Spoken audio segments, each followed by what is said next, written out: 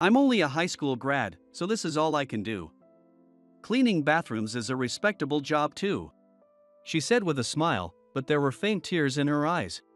It's absurd to say that because she's a high school graduate, she should clean toilets.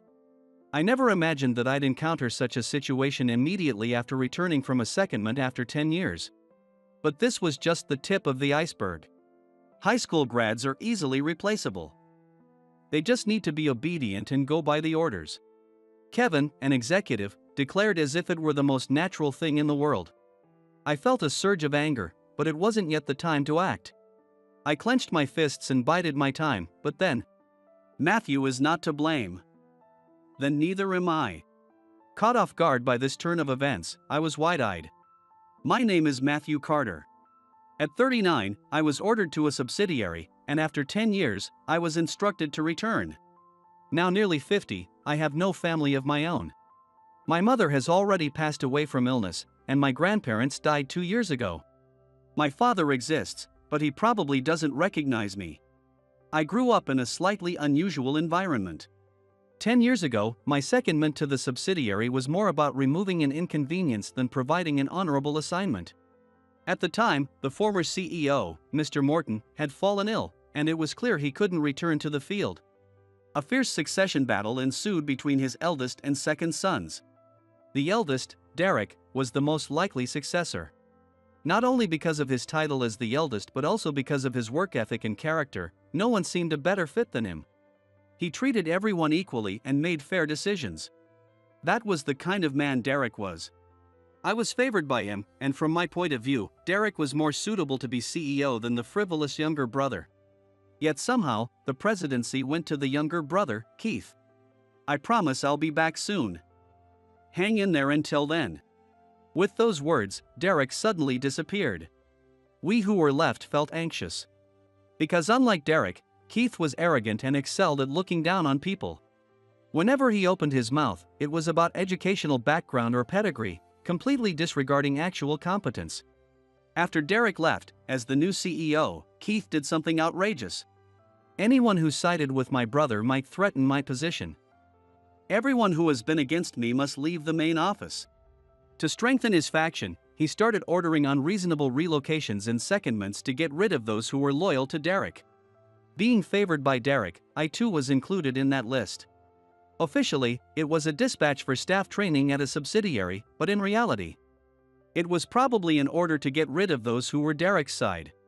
But then, after 10 years, I was suddenly instructed to return. What could have prompted this change? I had a bad feeling and had no idea what was going on, but I couldn't refuse the command to return. Thus, I returned to the head office after 10 years. Due to the sudden order, the only apartment I could rent was a cheap one, more than a 30-minute walk from the station. Having lived in the countryside for 10 years, I was struck anew by the high cost of living in New York. Even renting a simple studio apartment in a decent area would have cost no less than $2,000. But there was a slight excitement in returning to New York after such a long time. During my secondment at the subsidiary, I was so busy that I hardly had time to sleep, and before I knew it, I was a 49-year-old bachelor without a girlfriend. There was a time when I thought it would be good to settle down, but at this age, who would want to marry me? Except for someone with peculiar tastes. Of course, concerned friends tried to set me up with younger women, but I turned them all down.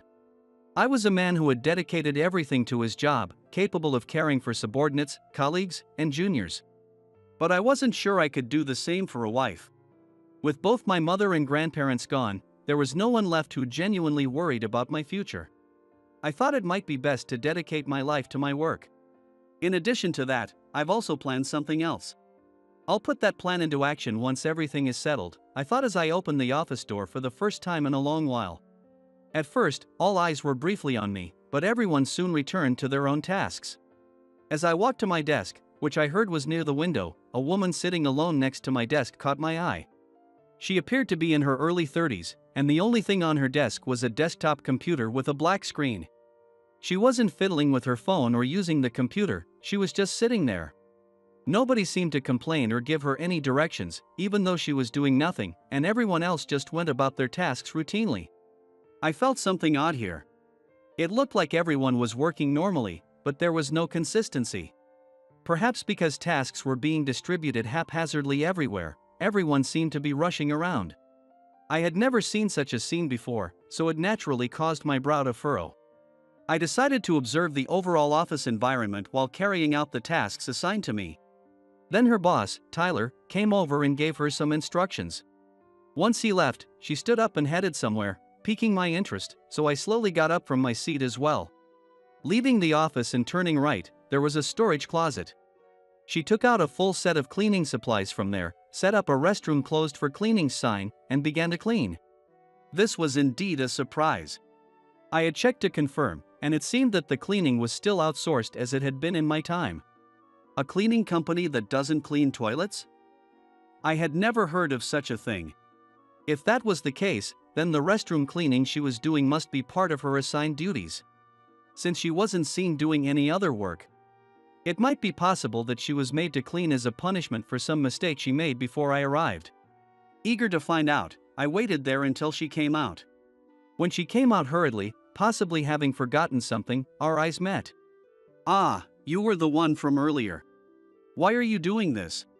I asked sharply, cutting off her words. I cleared my throat and continued questioning. "The cleaning is supposed to be done by employees from an outsourced company. You haven't seemed to be doing any particular work, so is this some kind of punishment?" While I was speaking, a staff member in blue cleaning attire passed by us, cleaning every corner of the hallway. Despite that, why would an employee like her need to clean toilets? As I pondered, she explained the situation. "Because I'm a high school graduate." "What? Why does your education come into this?" "They told me high school grads should only clean toilets."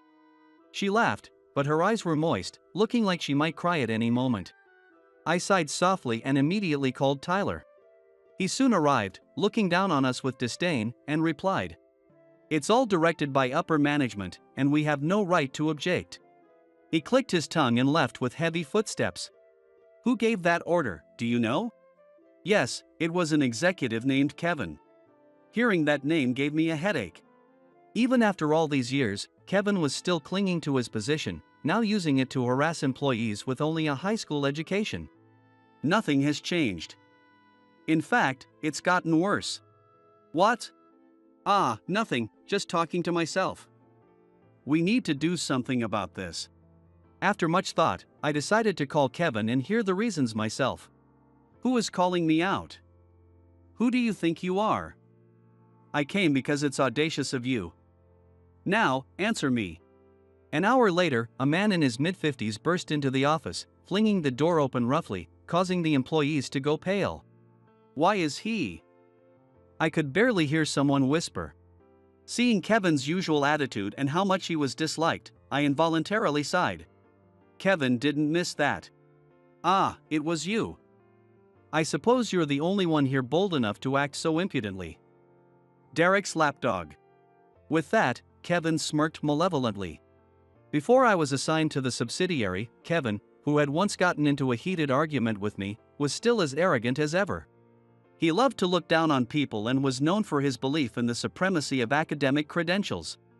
He was the closest confidant of the current CEO, Keith, and held significant power within the company as a long-standing executive. In fact, Keith is more of a puppet CEO, with Kevin pulling the strings behind the scenes to manipulate things as he pleases. Kevin has always distinguished between employees with a high school diploma and those with a college degree, continuing to harass the former blatantly. Since I myself am a high school graduate, I was quickly targeted by Kevin, who would say, "You high school grads can just do these menial tasks," assigning me only minor assignments in the past. Now, with no one to obstruct him, Kevin seemed to be more unbridled than ever, his behavior accelerating. It was none other than Kevin who had ordered Hannah to clean the toilets. While we exchanged sparks, he glanced at Hannah next to me, slowly raising the corners of his mouth. "You have a pretty good face. That's why I've kept you around. You should be grateful that a high school grad like you even got picked up for mid-career recruitment at a major company like ours." He said this with a scornful laugh. Hannah looked down, holding back tears, her shoulders trembling. She had joined the company this April, so she was still a new employee, having been there for only about 6 months. Yet, the treatment she received was more than just pitiful. Isn't what you just said inappropriate for a company executive? I stated firmly, which seemed to sour Kevin's mood as he clicked his tongue. Do you even know why you were allowed to return to the headquarters? Have you thought about that? Indeed, I had wondered about that myself, but hearing the truth left me speechless. It's to give you the axe. Since you were on secondment at the subsidiary, we couldn't fire you freely due to your employment contract there. So, we brought you back to find a reason to expel you from this industry the second you slip up. Thinking I was brought back only for such a reason boiled my blood. Kevin left the scene laughing uproariously, leaving a heavy atmosphere behind. Hannah apologized repeatedly, saying it was her fault that Kevin had targeted me, but it was certainly not her fault. This was my issue, a challenge I had to resolve myself. The next day, the office atmosphere was even more tense than before. I headed to my desk nonchalantly, where I locked eyes with someone sitting there. My cheeks twitched slightly, but I managed to hold back. Hey, you were pretty cheeky yesterday. It was Kevin, sneering as he spoke. He quickly stood up from his chair and shoved a stack of documents at me. From today, you just work on these. Don't do anything else. His tone was final as he walked away. Checking the documents, they were all tasks typically given to new employees.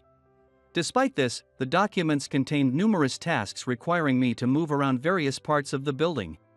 Moreover, there were instructions for cleaning entire floors scattered throughout, making me think that if there was time to create such tasks, surely there were more important things to be done. Then one of the employees approached me with an apologetic look. As you may have guessed, all the regular employees assigned here are high school grads. Tyler and the section chief Cody, as well as the division head Henry, are college grads, but they are all Kevin's cronies. No one dares to oppose them. With that, he left with a resigned look in his eyes. Then Hannah came over in exchange. I'm sorry. It's because of me that you got dragged into this. She was always concerned about others, and I wished she would think more of herself. But knowing I would apologize if I were in her position, I accepted Hannah's apology for now. I decided to spend the next month or so casually observing the company's dynamics while deflecting Kevin's harassment. As expected, the office was dominated by college grads, and high school employees were treated like disposable pawns or relegated to menial tasks. That's why they hire a certain number of high school grads every year. I heard it wasn't such a terrible company back in the day. It even makes lunch taste bad. Even during lunch breaks, high school grads had to endure feeling marginalized. As proof of this, there was an unspoken rule that high school grads couldn't use the employee cafeteria, forcing us all to eat silently at our desks. Today, since Tyler and Cody were out at a meeting, there was more chatter among the employees than usual. Hannah, sitting at the desk next to me, was unusually vocal about her frustrations as she ate her sandwich. Do you know about the company's past? Aren't you just 30? And you've only joined mid-career this fiscal year. Oh, well. My mom knew some of the senior management, and I heard about the company through her and joined. But it's been shocking to see all this in just half a year. She added, yes, I got the job through connections, and chuckled self-deprecatingly.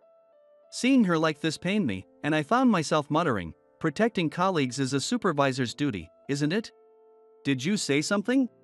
No, nothing. I finished my now cold coffee and began preparing for the afternoon's tasks.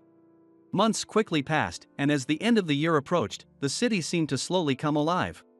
Amidst this, unsettling rumors swirled among the upper management, who appeared more tense than usual. Kevin's behavior was more tyrannical than ever, and defending employees from his outbursts consumed the entire day. The source of their anxiety was none other than the rumor that Derek, the eldest son, was returning. While the origin of the rumor was unclear, if true, it would be highly inconvenient for them. No wonder they were troubled. They had managed to expel Derek, but since then, his whereabouts and activities were unknown. The uncertainty was frightening. Moreover, it was obvious to everyone that Keith, who had ousted his brother using underhanded tactics, was less fit to be CEO. Rumors suggested that even Keith was so anxious that he had begun nervously biting his nails. The news of Derek's return was understandably unsettling. Did you hear? Derek is coming back. Yeah, I've heard. If he returns, I'm sure the company will be transformed. Do you know him? Only by reputation. Hannah responded with a smile. For high school graduates, Derek was a beacon of hope. He treated everyone with fairness and judged people based on their abilities, not their titles. In contrast, Keith focused only on academic credentials, completely ignoring an individual's suitability or potential. His commands were blatantly unfair. High school grads do this, college grads do that. Yet, everyone has their own lives to consider. Those with families couldn't afford to be unemployed on a whim, a fact exploited by Keith. If we set their salaries a little higher than elsewhere, they won't be able to leave even if they want to. Once they've tasted the sweet perks, they're trapped. It was a cruel tactic that effectively trapped many employees like insects in a spider's web, unable to move forward or back. Amidst this, Keith himself made a move. Suddenly, he burst through the office door, accompanied by Kevin and several other executives, and walked straight towards Hannah and me. As soon as he saw me, he flashed an unnerving smile. "It's been a while, hasn't it?" "Yes, it has. I intended to make your life difficult to fire you, but you managed to solve everything." "Fine. Let's do this the hard way." With that, Keith commanded our reassignment. "You're being relocated. You'll move to this remote island." Hearing the destination, Hannah's eyes widened. "Eh? That place, isn't it about to?" "You'll be sent to the island under a contract that absolves us of any responsibility for what happens there. We won't be liable for anything." It seemed they wanted to remove me before Derek's return. The branch on the island was scheduled for decommissioning soon, and the real meaning behind their words was that after its closure, we would be unemployed and the company would not help us. And Hannah, simply because she was near me, got caught in the crossfire. This is too much. As Hannah was on the verge of tears, Keith leaned closer to her. "I've heard reports from Kevin, and you do have a decent face. How about it? Want to become my secretary?" The sudden offer left Hannah stunned. It wasn't clear what he meant, but Keith was not one to trust people easily. Thus, his words were a sweet temptation, a trap. Keith's method was never about saving her, it was about how to make her experience hell. Pretending to be kind and reaching out to Hannah, who had been targeted, only to ultimately cast her into hell. That was Keith's way. This was something I couldn't just stand by and watch. It would be one thing if I were the only one suffering. I still had an ace up my sleeve, something I hadn't revealed yet, something that could change the course of events. But Hannah was different. Because of me, she had caught the attention of Kevin and Keith. "Wait a moment." I intervened between Hannah and Keith, trying to stop what was about to happen, but before I could do more, Hannah shouted out, "Don't joke with me. Who would want to be your secretary?" She was stronger and more resolute than I had thought. Since meeting her, she had often belittled herself, claiming she was inadequate and had struggled with relationships in her previous job. I failed at my last company because of my issues. I was fed up with interpersonal problems and was about to quit when my mother recommended this place. Relying on that was a mistake. I should have made it on my own. "I'm just a coward who always depends on others," she said, biting her lip in frustration. She mustered her courage and stood up to Keith, the current CEO. Both I and the other employees were awestruck by her bravery. However, when Keith faced resistance, he shrugged dismissively. A pitiful woman, letting go of her chance. "Well, it's fine. The reason for your reassignment is because of this man. Blame him if you must," he said, pointing at me and laughing loudly. Then, one of the employees raised his hand. His voice echoed unnaturally loud in the silent office. "If Matthew is being reassigned, please let us go with him." At that moment, other employees stood up to agree with him. Hannah had been working closely with me recently, so this level of solidarity was somewhat expected. I had prepared to some extent to save her. But this was unexpected. I hurriedly spoke up. "Wait. There's no need for all of you to sacrifice yourselves. At least here, you're guaranteed a salary to support your families. Following me means likely being jobless by the end of the fiscal year. I can handle being alone, but you don't need to go this far." I tried to persuade them, but the employee who spoke first shook his head, rejecting my words. No, we've discussed this and decided to follow you whatever happens. We'd rather start over than continue being treated like insects here. The sooner, the better. So, Keith, if you're sending Matthew away, please relocate all the high school grads from this department as well. He declared. The atmosphere turned bizarre, and Keith momentarily faltered. Yes, he was incapable of handling unexpected situations, that's why he wasn't fit to be CEO. Sensing Keith's discomfort, Kevin quickly intervened. If you all want to rush into hell, we'll send you there sooner. After all, there are plenty of replacements for high school grads. He said. Hannah stepped forward. A company that treats people this way will eventually destroy itself. What did you say? How dare a high school grad speak to me like that? It was at this moment that I finally realized. A dry smile escaped me. I thought it's better to minimize sacrifices, which is why I didn't say anything earlier, but this, troublesome colleagues. I said, drawing all eyes toward me. I took a deep breath and then spoke.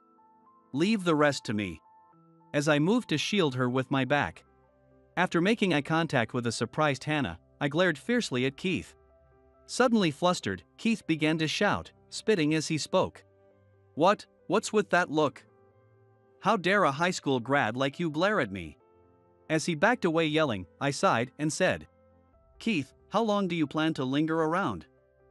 You used despicable means to expel your brother and even deceived your father to build your fortress. Well, that man wasn't fit to be the CEO of the company anyway. How long do you intend to keep this up? At my words, not only Hannah and the employees but also Keith and the other executives looked utterly baffled. It was time. Thinking this, I handed Keith a document. What is this? This contains everything about me and my mother's family tree. Even someone like you, who's always hiding behind Kevin, should be able to understand what this means. Keith, infuriated by my insolence but intrigued by the document, silently read through it. The next moment, his hands trembled and the paper fell to the floor. Kevin picked it up with a puzzled look and read it, suddenly exclaiming in shock. What does this mean? You were the former CEO's second son. Pointing at me, Kevin asked with a trembling voice. Since everyone seemed completely lost, I decided to explain my background and why I was standing here. As Kevin mentioned, I am indeed the second son of the former CEO. Some might assume that Keith is the one, but in truth, Keith is the third son. Yes, he's my younger brother. My father was married twice, and the current lady is his second wife. Both my older brother Derek and I are sons of the first wife, while Keith is the only child of the second wife.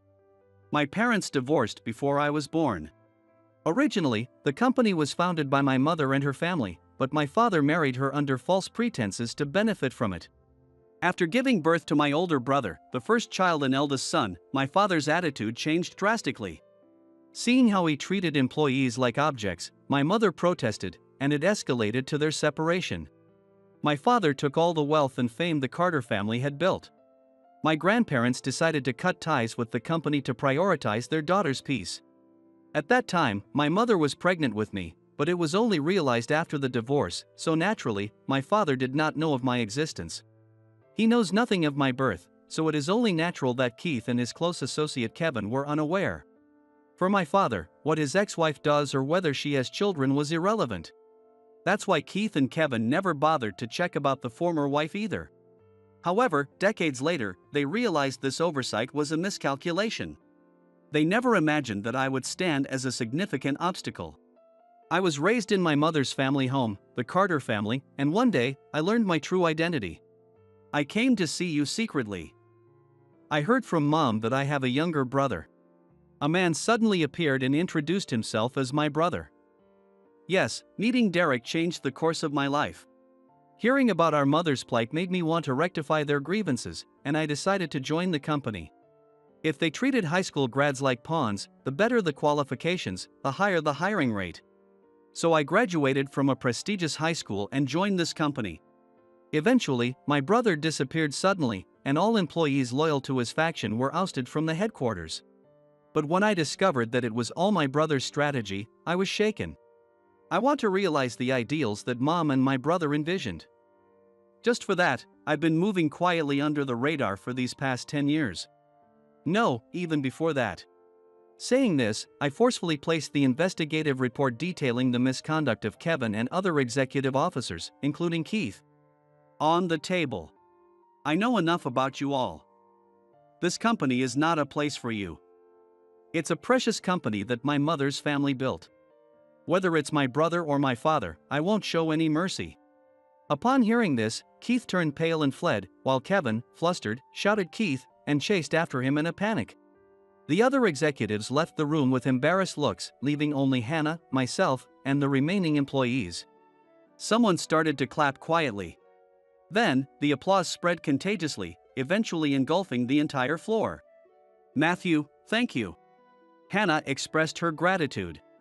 Other high school grad employees also voiced their thanks. It was actually a gamble. Honestly, we would have been in trouble if we had really been sent away. But, we believed in you. We believed that you definitely had a plan to overturn everything. We're so glad. Relieved, the other employees also sighed heavily. It's okay. I haven't done anything special. I just took action to protect what needed to be protected. I just did what was obvious. Hannah laughed heartily, tears glistening in her eye. Didn't know you could laugh like that. I was just so happy, it just came out. Was it strange? Not at all. Now, this was where the real challenge began. There was still a mountain of work to be done, everything was far from over. This point was both a goal and a starting line. Later, Keith and Kevin were arrested on charges of embezzlement and various other crimes. Executives involved were prosecuted in a domino effect, and the company briefly plunged into chaos. Among the first to act were the high school graduate employees, who had been looked down upon until then. Due to being pushed into various menial tasks, they had naturally picked up on how to maneuver cleverly. It was Hannah and other high school graduates who unified the company, which had become a leaderless mob. The college graduates, ashamed of their past conduct, cooperated to prevent the company from falling further. They managed to hold on until a new leader was decided. Of course, my brother Derek became the top executive. You've all done well. Thank you, I appreciate it. Leave the rest to me. After that, my brother quickly reorganized the entire company and managed to turn things around. Despite the embezzlement scandal, numerous companies wanted to do business with us, and we avoided going into the red. All this was thanks to the efforts my brother had made over the past decade. At the same time, I decided to leave the company. Aren't you going to stay in the limelight? On the day I decided to leave, Hannah was there. Watching her, I slowly formed my words. Uncovering Keith's fraud was actually my brother's doing. I don't have the know-how for management. And my brother has earned more renown than anyone. There's no stage for me when he's around. I was merely following his orders. I said, smiling. Hannah's tears began to flow. Don't say that. Derek is indeed wonderful. He has the sense and charisma of a CEO. And the atmosphere in the company improved quickly after his return. But the one who truly saved us was undoubtedly you, Matthew. Hearing this, I had no words to return, merely lifting the corners of my mouth slightly. My brother excelled. That was a given. He had once lost the succession battle, pretending to step down, while quietly gathering allies and companies sympathetic to him underground. It took more time than expected, 10 years, but as my brother returned to power, the company regained its former glory. My brother left the company because he felt he had no means to counter our father or brother at that time. Both my brother and I are sons of the first wife, and Keith was the darling son of the current wife. It wasn't just a change, it was preparation. Retreating was also part of the plan. Well, my brother is incredible. I plan to take a break from society and travel the world.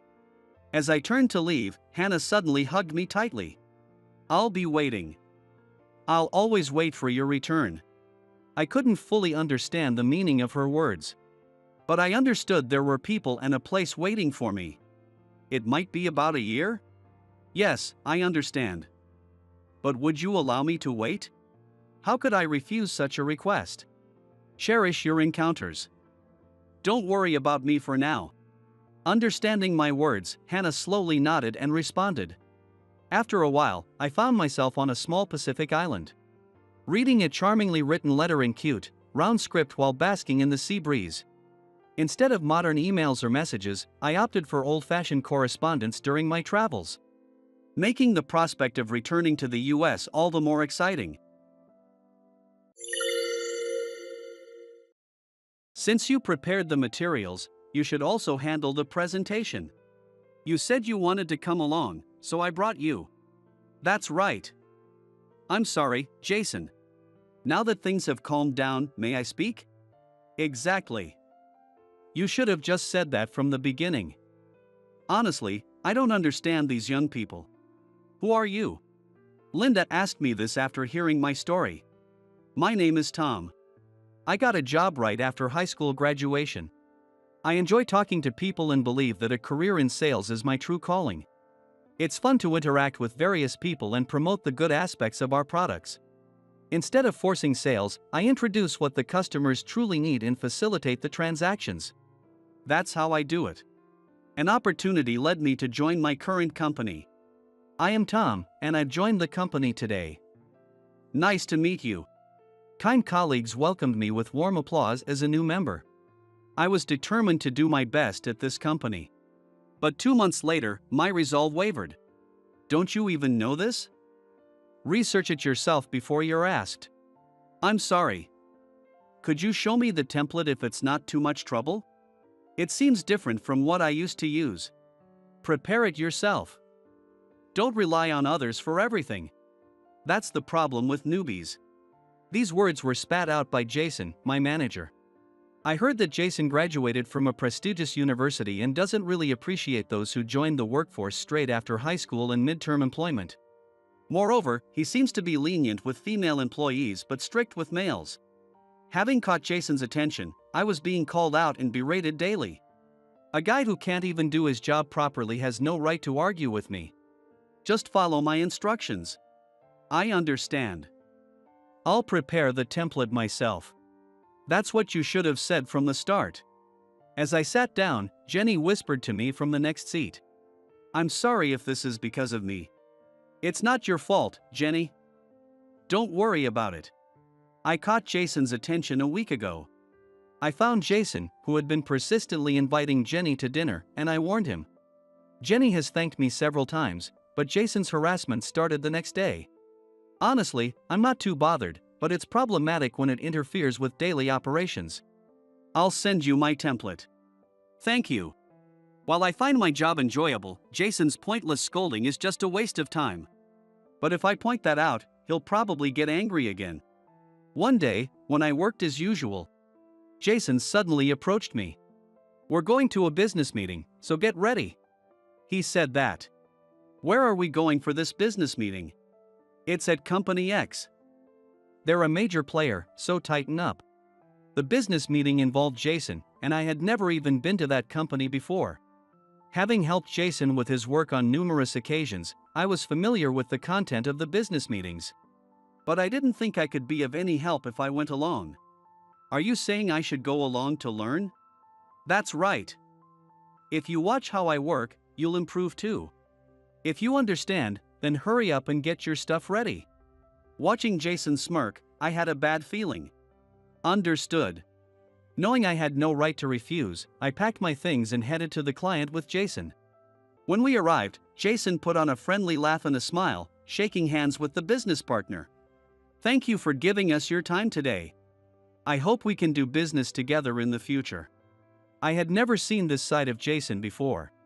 Being a manager, maybe his communication skills were indeed high. About today's discussion, could I let this guy handle it? I nearly blurted out what, but managed to hold it back. He just wouldn't stop asking to do the negotiation himself. This guy is a newbie, is that all right? Nice to meet you. I'm Linda. The woman who introduced herself as Linda shook my hands.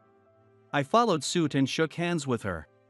I looked at Jason with a troubled expression, but he pretended not to notice and ignored me. Jason, don't be mean. He's clearly struggling. Ah. Sorry. Training newbies is part of my job, you know. I understand that, but he's very nervous. Maybe a major negotiation was too soon for him. Sorry about that. Then just watch me closely. Jason started talking proudly. While blushing slightly, he is grinning. He probably had a crush on her. May we proceed with the discussion? Of course. I hope we can do business together in the future. With that, Jason took out the documents and began the negotiation. As time passed, an indescribable atmosphere enveloped the room. So, that means this would increase the profits by. Could I ask for specific figures? In this case, how much would the profit increase by? That would be around 5% to 15%, roughly? Between 5% and 15% is quite a difference, don't you think? Well. I'll explain that in detail later. Then the next document is over here. No, wait, is it this one? Jason fumbled through the papers, clearly flustered. Unable to watch him struggle, I asked, "Are you okay, Jason?" When I call out to him, a voice that sounds like a shout comes back. You prepared the materials, so you should be the one presenting them. You said you wanted to come along, so I brought you. Why do I have to present the materials you created? I was taken aback by Jason's outburst. I had never once said I wanted to come to this meeting. In fact, today I was brought here suddenly. Moreover, I hadn't prepared these materials. It seemed like Jason hadn't prepared them either. Because of this, he clearly didn't know what to say or in what order to discuss things. I worried that the big contract might fall through and that I would be blamed. So, I spoke up. That's right. I'm sorry, Jason. Have things calmed down enough for me to speak? That's what you should have said from the start.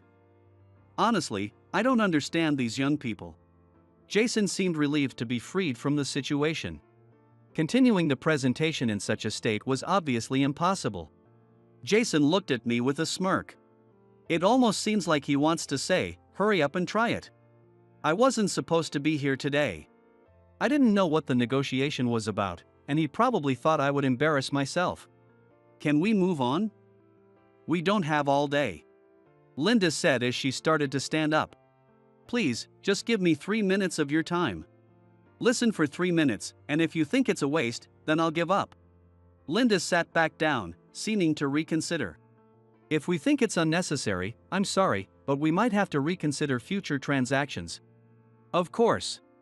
With that, I pulled out the materials from my bag. I opened my laptop and began the negotiation. Jason looked at me with a shocked expression. He seemed to wonder why I had the negotiation materials. Regarding the sales figures we discussed earlier, I began confidently.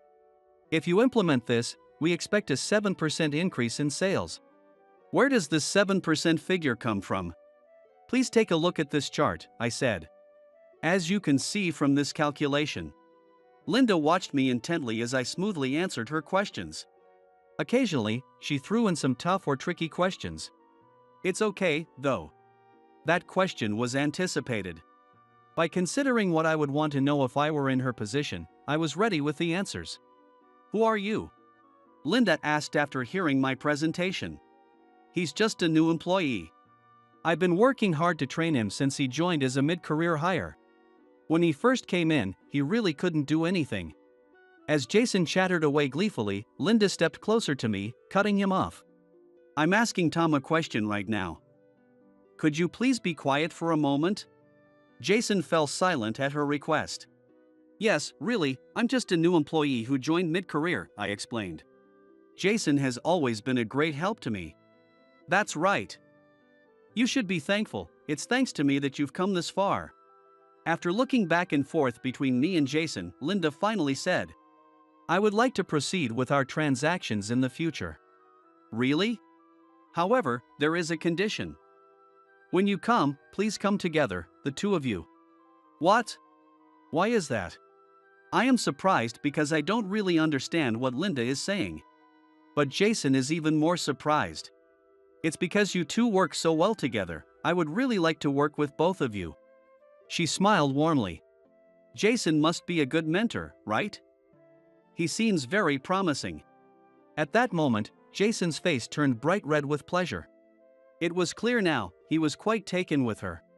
That's right. I'm always guiding him. And thanks to that, he's grown into such a capable person. Then we will make sure to visit together in the future. Just watch my guidance, Linda. After saying she looked forward to it, she turned her gaze towards me. Her eyes seemed to say that she understands everything. They have a piercing intensity as if to declare it. I look forward to meeting you again. The pleasure is all mine. I look forward to our continued partnership.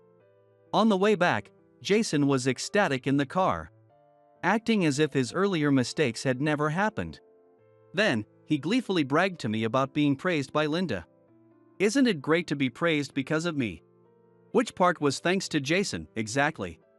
Was it for dragging me to the meeting unprepared? Or because he let me handle the negotiation? It turned out okay in the end, but it could have easily been a disaster. By the way, why did you have the documents prepared yourself? When I had some free time, I used to look over your negotiation documents. I would think about how I would handle it, almost like mental training in creating the documents. For a good-for-nothing like you, it's surprising you had the time. If you have that much free time, I'll make sure to give you even more work from now on. Jason said, laughing. Honestly, if asked whether I had the time, absolutely not. But dealing with Jason's odd jobs was an everyday occurrence. As part of that, I had seen the documents for this big negotiation. Given it was a major negotiation, I prepared how I would discuss it, which proved useful today. I never actually thought I'd be the one to conduct the negotiation. At my previous company too, I always acted proactively. By doing so, even if I didn't attend the actual negotiations, my mental arsenal grew. And by reviewing various presentation materials, I was able to learn a great deal. You started working right after high school graduation, didn't you? Jason's voice snaps me back to reality. Yes, that's right. Why do you ask? People like you really have no choice but to start working right after high school, huh? What do you mean by that? Jason's tone, filled with malice, slightly irks me. The reason I started working immediately after high school was due to my parents' passing. They died in a car accident, and thinking of my younger sister, who is 5 years younger, I chose to work.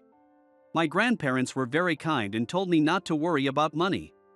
However, if I went to college or vocational school, my sister might feel obliged to give up her dreams. So, I started working right away. Thanks to that, my sister is now attending vocational school and working hard to get her childcare license. As long as my sister can pursue what she wants, that's enough to make me happy. Having started working right after high school and living a work-first life, I don't have many friends. But I don't think that deciding to start working early was a mistake. People like you who are useless can only start working right after graduating high school. Do your parents still exist? Why couldn't you go to college? Jason asked rudely.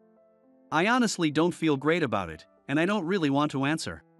But thinking it would be more trouble if I lied and was found out, I honestly answer. My parents passed away in an accident when I was in high school. So I thought I'd start working right after graduating. Don't worry, there's no university for someone like you. Jason says, bursting into laughter. What do you mean? What have you been saying? Exactly what it sounds like. You're lucky to be working for a big company like ours. Though, I don't really understand why you were hired. Jason laughed loudly.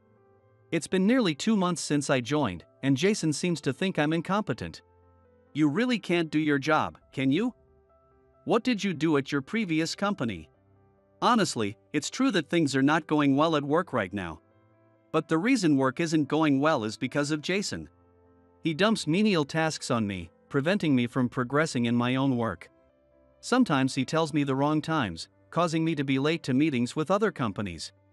And the sales results I achieved are reported as his achievements. Rumors are even spread that I'm incompetent and always late.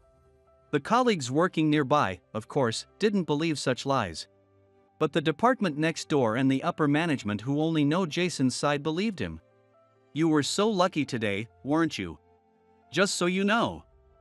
Make sure you prepare the materials properly next time. I'm not helping you. Just so you'd better be prepared. Jason's declaration almost makes me sigh. But if I can keep up the good performance, maybe I can change the opinions of those around me and the upper management. Thinking this, I tackle my daily tasks with all I can muster. Jason continues to berate me. Why haven't you prepared the materials? We need them right away. But you said these materials are for use in a week.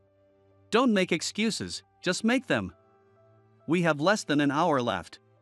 Understood. As I sit down, Jenny pokes me sharply in the arm.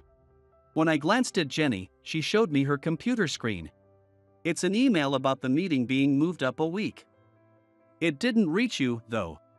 It seems he was accidentally left off the recipient list. She said, looking at me worriedly. It's okay, thank you. I think I can manage it in an hour. But this is wrong. I'll go and talk to Jason. I stop her as she starts to get up. If you do that, you might become a target, you know? But I'll be fine. Really, don't worry about it.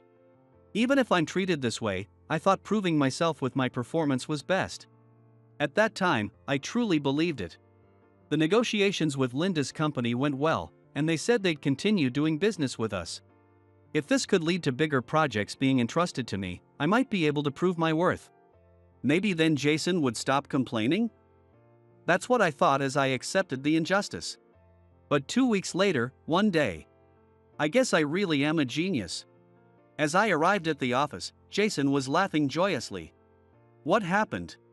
When I asked Jenny, she hesitated and then said, he landed a major contract, so there's talk of him being promoted. Hearing about the major contract, I had a bad feeling and went to Jason. You came late. The deal with Linda's company is completely secured, and they've decided to let me handle future transactions. The management has acknowledged that, and now there's talk of my promotion. Wait a minute. Wasn't I the one handling that negotiation? I had been visiting Linda's company several times, but Jason just sat there like a statue. I did all the preparation for the negotiation. Jason talked briefly with Linda last time. His conversation revolved around boasting, my training is excellent, or I created all these materials. This negotiation was all done by me. You plan to steal your boss's credit for yourself. Even though your daily work is mediocre, you excel at this kind of thing. Saying this, Jason gestured dismissively, indicating I should go away. I couldn't accept this and confronted Jason. Wait a minute. What about me then? Didn't I create the documents and accompany you on these meetings? Huh? I don't know what you're talking about. I did all the document preparation. You were just sitting next to me, weren't you? Hearing that, I nearly collapsed. No matter how hard I try here, my efforts might never be recognized as my own. If things go well, they become Jason's achievements. If they fail, Jason's mistakes become mine. As I thought this, a stern voice came from behind. What do you mean, Jason? It was Linda. She entered the office, smiling warmly at me. Linda! You're here today. What's going on? Jason suddenly started to panic. Anyway, I don't catch what you're talking about. The one who created the documents and gave the presentation was Tom, right? Hearing this, the room started to buzz. Linda? Please explain, Jason. No, I made all the documents, Jason stammered. And I was with him throughout the presentation practice. Jason fumbled, still spinning his lies. He had never created the documents, nor had we practiced the presentation together. When I had asked for presentation practice, he had refused. He probably thought he could blame me even if things failed. Do you really think such lies will hold up? Linda stared coldly at Jason with piercing eyes. It's true, right? Tom. I stuttered, unsure of what to say. I wanted to honestly say that I had prepared the documents and conducted all the presentations. But in such a public moment, calling out Jason could lead to unpredictable consequences. With that in mind, I hesitated to act. Do you think I am unaware of what's been going on? I can tell who created the documents just by looking at them. Your documents are always poorly organized, she continued. At that, Jason's face turned bright red.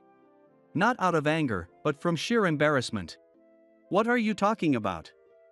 I've always made the documents, this time and last time too.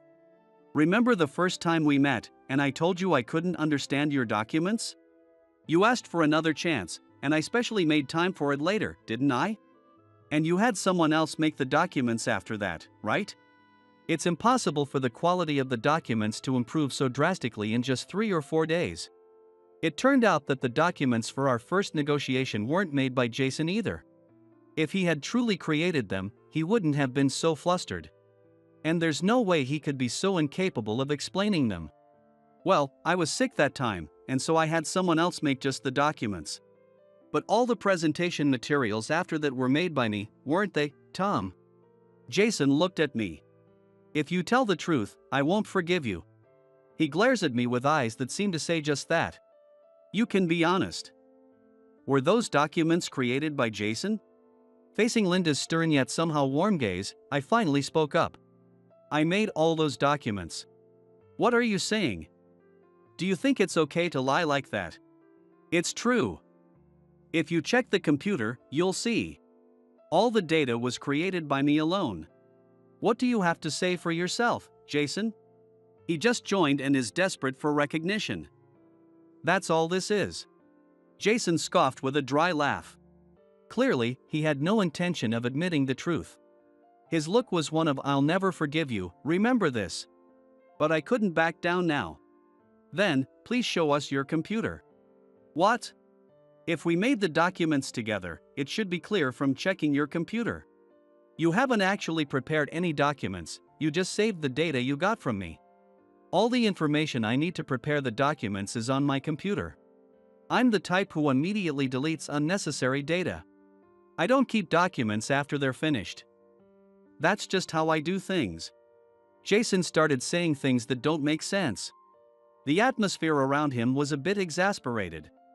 Only those in the same department knew what kind of person Jason is. But for people from other departments, this must be their first glimpse of Jason's true nature. I did all the business negotiations. Right, Tom? Shall we check the company's security cameras then? Linda said with a smile. Once we look at the surveillance footage, it will all be clear, won't it? I don't know why Linda is so cooperative with me. But it certainly was a great help. What will you do? Should we send it later? No. I mean, true, I did allow him to negotiate, but that was after I coached him. At this point, I was almost impressed that he's still trying to find excuses. Tom, your presentation and documents were absolutely perfect. I was surprised when I visited your company today. I couldn't believe that you were called incompetent. Linda told me that she heard about my reputation at the company today. She thought something was odd and decided to visit my office. She was furious when she heard what Jason said. Knowing that someone appreciates my hard work so much warms my heart. That's true. This guy is incompetent. At that moment, someone else entered the office. It was Mr. Harris. Why are you here? It was Mr. Harris, the president, who entered the office. Getting used to the job, Tom? Yes, I'm gradually getting used to it. I'm glad I headhunted you to join our company. But I'm sorry if you felt constrained. Mr. Harris apologized. I hurried over to him. Please don't apologize, Mr. Harris. Jason's face turned pale as he watches this exchange. And then he asked in a trembling voice, "Do you two know each other?" I was headhunted by Mr. Harris while working at my previous company and joined the current company. Mr. Harris, who had seen my presentation at a client's office, wanted me to work at his company.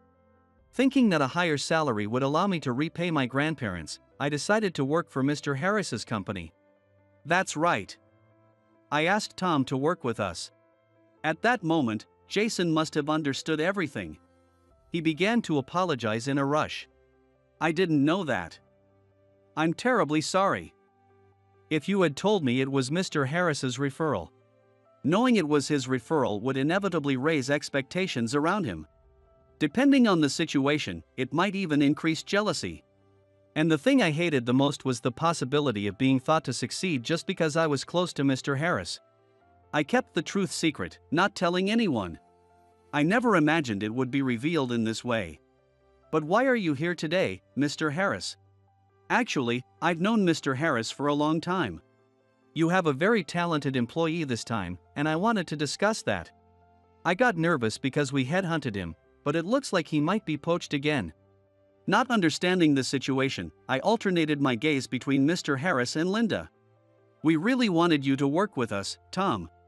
Oh, really? Caught off guard by the sudden developments, I couldn't keep up. You might have had some bad experiences in our company, but I still want you to work here. You two knew each other too? It seems Jason didn't know that fact either. If they were acquaintances, it would seem likely they'd have continued a long-term contract. Realizing my confusion, Linda started to speak. I'm not sure if I want to work with my dad. Dad? Do you mean he's your father? Basically, we seldom do business with my dad's company. Unless a very good business partner like this time comes along. Saying this, Linda gave me a mischievous smile. Sorry everyone, please go back to your work. Sorry for the commotion. As Mr. Harris said that, everyone went back to their respective tasks. But there were two people who couldn't return to work. Those were Jason and me. Jason and I were asked to come to the president's office. As I was leaving, I didn't miss the bombshell Linda dropped. Dad. That person approached me knowing I was married. I wonder if you'll properly train him. Jason's face turned pale, paler than I've ever seen. After waving playfully, Linda said to me as she left the office, looking forward to working with you, Tom. Entering the president's office, it seemed as if all other sounds were muted. So, I've received various reports. A subordinate's achievements are your own, your mistakes are your subordinates'. It seems you've been doing as you please, Jason. Mr. Harris's voice had turned from calm to filled with anger. Jason trembled uncontrollably, unable to speak. I think it's time for you to consider voluntary resignation. Upon hearing this, Jason looked up and almost shouted. I'm terribly sorry. I'll make sure nothing like this happens again. I'm telling you, we no longer need someone like you. This is the least I can do for you after all the years you've worked for this company. Quit before you're fired. Jason nodded silently and quietly left the room. Mr. Harris then turned to me, his face awkward and sad. I'm truly sorry. I had no idea things had come to this. Indeed, there have been difficulties. But I enjoy working here. This was undoubtedly true. The job itself is enjoyable, and I had no complaints about the company if Jason hadn't stolen my achievements. So, you won't agree to the poaching, right? With a face like a child caught in a prank and on the verge of tears, Mr. Harris looked at me. For a moment, I was puzzled, but then I realized he was worried about me possibly moving to Linda's company. Please continue to count on me in the future.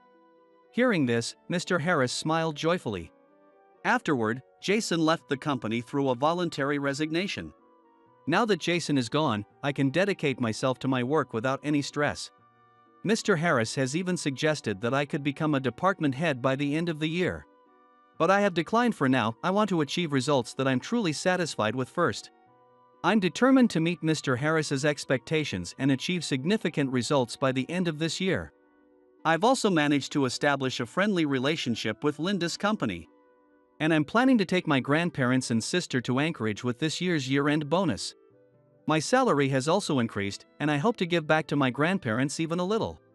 I intend to continue working at Mr. Harris's company for my grandparents' and sister's sake. Hey you, stay away from places like this. I was told this by Nick, a supervisor from the same company. Just the other day, I had taken a paid leave for today, and he had already made a snide remark about it, yet here we were, running into each other unexpectedly. The man standing next to him looked like he couldn't possibly lead a decent life. I wanted to run away. In desperation, I maintained minimal defense, but this only ended up infuriating the man even more. Behind me was my wife, looking anxious. We found ourselves in a dire predicament, but the situation took a drastic turn with the appearance of a certain woman. Later on, this incident would profoundly change the lives of Nick and the Mafia man. My name is Kevin. I am 38 years old, a regular office worker in a small to medium-sized company, and I hold the position of section head. I have a wife who is 3 years younger than me, but we don't have children. Right after we got married, my wife was diagnosed with a disease that led to the complete removal of her uterus. This meant that it was no longer possible for us to have children. I thought living just the two of us wasn't too bad, but after the surgery, my wife was quite distressed and often threatened to divorce, blaming herself for ruining my life. Honestly, those days were like living through hell. But by facing my wife head on and having numerous discussions, we managed to find peace. Even without children, going on trips together or enjoying slightly expensive dinners made me feel completely happy. Gradually, my wife started to recover, and around the time I was promoted to section head, an incident occurred. Just before this incident, the previous department head had retired. Sitting in that empty department head's seat was Nick. In his mid-40s, he was selected to be the department head, but Nick was the nephew of the CEO, Mr. Yale, who had joined the company through connections. Nick, who believed strongly in educational elitism, refused to entrust important tasks to employees with only high school diplomas, delegating only basic tasks to those with college degrees. Naturally, the less educated employees were angry at this unfair assignment of work, while the college graduates complained about the abnormal increase in their workload. Yet all Nick did was shout, "If you have a problem with my methods, leave right now. Remember, I am the nephew of Mr. Yale." And he showed no signs of listening. Since then, Nick began to decide everything based on educational attainment. When a high school graduate tried to attend an important meeting with a client, Nick would say, "You're pointless. A high school grad shouldn't be sticking their nose into this and arbitrarily make changes." Or when a college graduate helped a high school graduate employee, he would say, "Don't pamper them. You are a college grad. You shouldn't need to help such people." Thanks to Nick's arrival, our department became chaotic, and now someone quits almost every month, leading to an abnormal situation. The reason Nick can continue to be arrogant is that our office is a branch, not the main headquarters. Mr. Yale, his uncle, is based at the headquarters and seems to be abroad often, focusing on globalization efforts. Furthermore, our branch manager, Mr. Harvey, is conservative. At first, everyone complained to Mr. Harvey, but now no one does anymore. Mr. Harvey would say, "Endure it, he's the nephew of Mr. Yale," and wouldn't deal with our complaints at all. That's why, unwillingly, we had to accept Nick's tyranny, and our workplace became a place where hard-working people suffer. Thus, those who work earnestly are the quickest to leave. While we do recruit new employees, the people who could train them have left, so no one can teach them. Even if someone could teach, Nick would say, "Don't learn from anyone but a college graduate," and appoint some college-educated employee as the trainer. Consequently, college graduates not only have a heavier workload but now also have to train new hires, leading some to mistreat the newcomers. This means that the new hires don't develop well, and within 2 or 3 months, they leave, worsening the atmosphere further. Employees who can't leave are mostly those with families. They need money for their children's education, their wives are expecting, or they are paying for their parents' care in nursing homes. Everyone has such circumstances, and quitting at such a time would put their families in trouble. Nick knows this and seems to exploit it. If something happens, he would tell the male employees, "If you run away, your wife and kids will suffer, won't they?" And to the female employees, "In this day and age, no one would hire a woman with kids like you if you leave such a good company." Everyone is looking for a job change, but it's hard to find a good place. And knowing that others will suffer if they leave makes it difficult for them to actually quit. I am one of those people. Recently, my wife and I have been planning something, so I cannot afford to be unemployed. Additionally, our income greatly affects our plans. Therefore, I absolutely have to find a company that offers better conditions and is okay in terms of salary.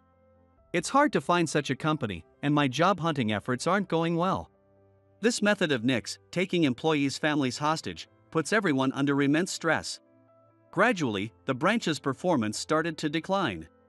Annoyed, Mr. Harvey forced us into unreasonable overtime and mandated work on holidays, creating a chaotic situation.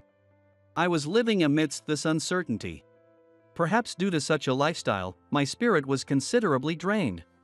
But then, unexpectedly, I received a call from someone. It was from my mother, who lives far away with my sister. "Mike's 3rd death anniversary is coming up, so come back home." And isn't Kate's birthday soon? She's always been so focused on the house and hasn't married, always staying single. Let's at least celebrate with just us. Though I had planned to return for my father's third death anniversary, it was surprising that my mother wanted to celebrate Kate's birthday. In our family, the women are quite strong, and usually, my sister and my mother have been at the forefront of everything. I remember my father saying with a laugh that I couldn't hold a candle to the way my mother and my sister efficiently managed the house. Of course, my wife was invited too, and when I checked with her, she was happy about it.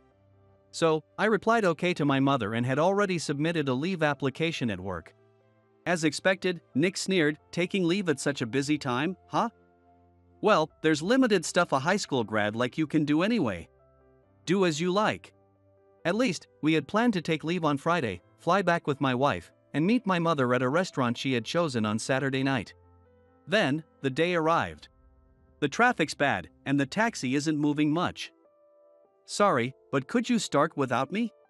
Having just received this message from my mother, my wife and I decided to go ahead into the restaurant. We had reserved a private room in the back, but had to pass the counter seats to get there.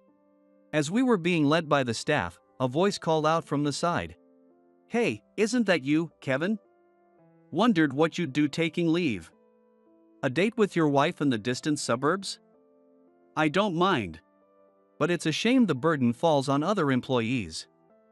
Actually, what's a guy like you doing in a nice place like this?" Turning around, there was Nick, with his usual irritating smirk. I had heard from a colleague that Nick was also going back home or something, and he had dumped his work on others before leaving on Friday.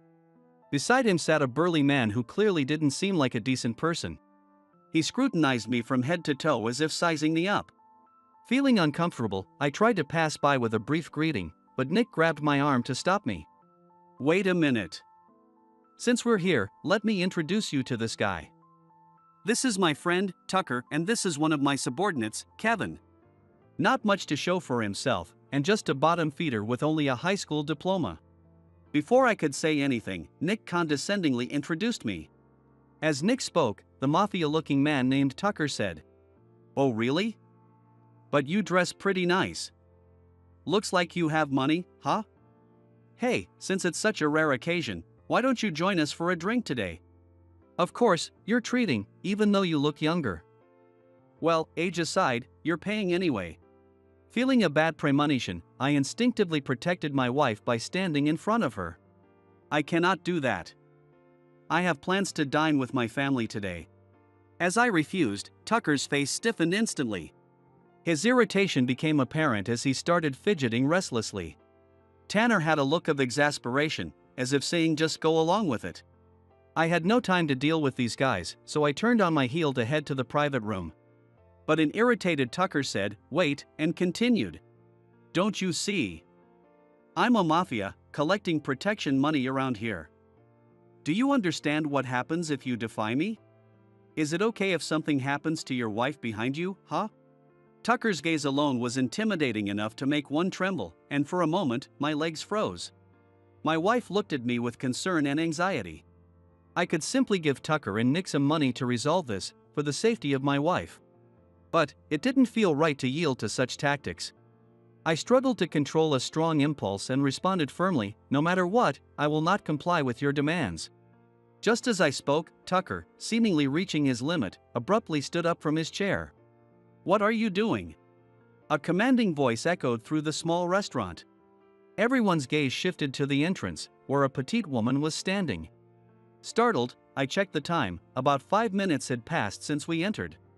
Wearing large sunglasses and sporting nearly blonde long hair, she exuded an impressive aura.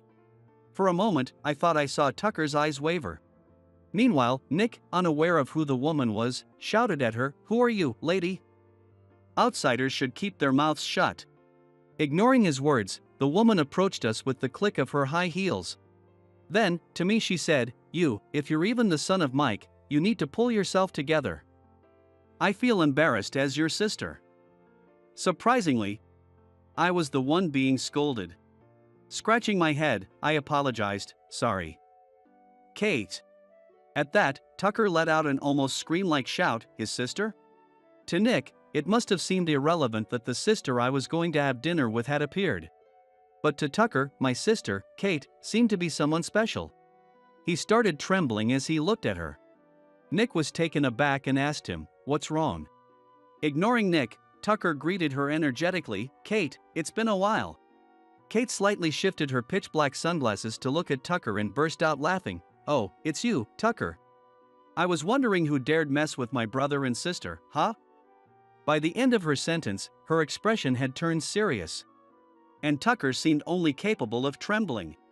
Nick, still not understanding the situation, looked back and forth between us, but as Tucker desperately told him, "Nick, you better apologize. It's for your own good." Nick seemed to grasp what was happening. Nick slowly apologized to her. She, sighing, turned to Tucker and asked, "Who taught you to be a nuisance to others? Me? Or Mom? Surely not, Dad, right?" Tucker shook his head as if it might fall off, vigorously denying her words. Nick whispered to Tucker, "Who is this woman?" Eyes wide, Tucker corrected him, "How dare you say this woman? She's the underboss of our mafia family." Realizing everything, Nick trembled as he uttered, "Even a woman, and the underboss of a mafia family." This was a sensitive point for her. At Nick's words, her eyebrows twitched, and her face contorted with displeasure. Though Tucker had been pale with fear before, now his face turned completely white. Indeed, as Tucker said, she is the underboss set to take over the top spot of a mafia family. She is actually feared by the members.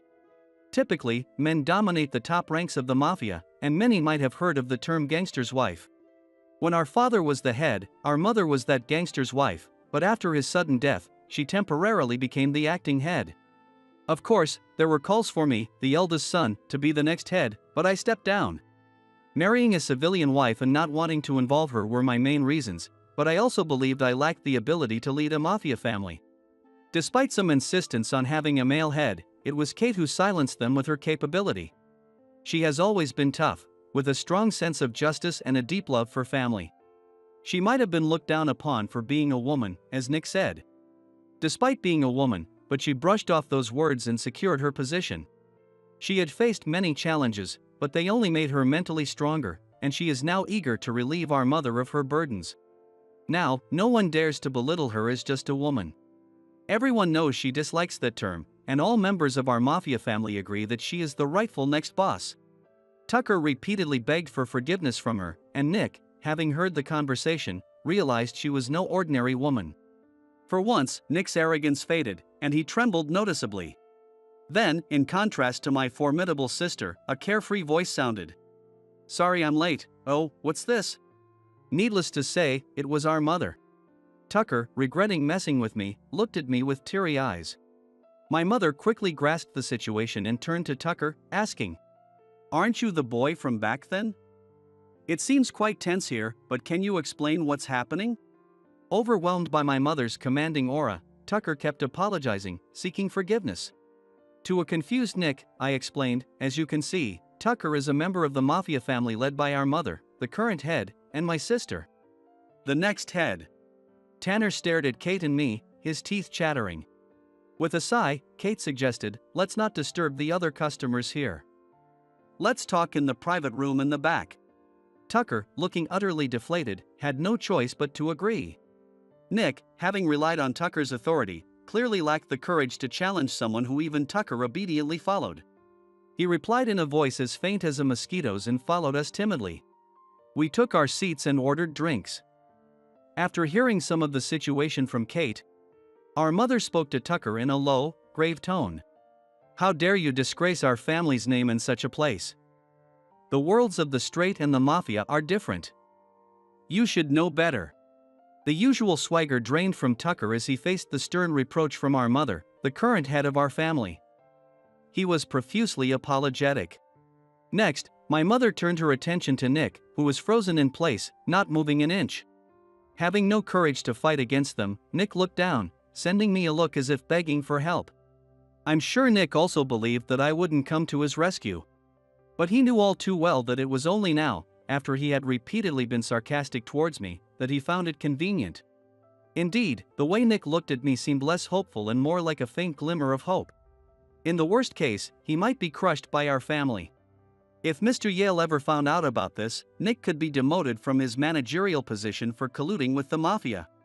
As the saying goes, the eyes are the windows to the soul. Nick spoke volumes with his eyes alone. I sighed softly and spoke to my mother, who looked like she was about to explode in anger. It's partly my fault. I should have stood up for myself instead of backing down. Both Nick and Tucker looked stunned, as if they had never expected me to defend them, their faces showing a glimmer of hope. Kate then said to me, "Are you showing them mercy?" From what I just heard, that person looked down on you just because you only finished high school and practically humiliated you in public. You're still going to forgive him? Nick, at a loss for words, tightly closed his eyes. Tucker started to look visibly nervous. My mother remained silent, observing the situation. I slowly began to speak, sharing my thoughts. I don't like conflicts. You two should know this best. Don't resolve matters by force but by dialogue, wasn't that Dad's favorite saying? I may not be as strong as you and the others, but I can engage in dialogue. With that, I straightened my posture and looked Nick in the eye. Nick seemed momentarily confused but then returned my gaze seriously. You were anxious, weren't you? Being the nephew of Mr. Yale, you feared not being taken seriously. And your focus on academic credentials stems from your own struggles to pass entrance exams for a prestigious university. While that's an achievement to be proud of, it doesn't mean that all employees who didn't go to college have given up or dropped out. Isn't society about understanding and respecting each other, helping one another? Nick had nothing to say in response. Instead, Tucker spoke up. I'm sorry. I was just bluffing like Nick. I have a sister suffering from a chronic illness, and Kate helped with the medical expenses. I wasn't aware of that. As I looked towards Kate, she shrugged and said, Tucker's sister is your age. His brother was originally a part of our family and was a great ally of mine. So for Tucker and his sister, they're like family to me. I helped out with the medical costs, with my own money and some from our mother. It's my way of returning the favor since his brother always stood by me, even when I felt isolated. While I was surprised to hear about this connection between her and Tucker, it seemed just like her to go to such lengths. My mother also silently approved of what Kate was doing as the next head of the family. Tucker apologized again for his misconduct. Even though I was unaware, I ended up repaying your kindness with betrayal. You said you would cover the full amount. But I'll work and pay it all back. Before Kate and my mother could respond, I said, there's no need for that.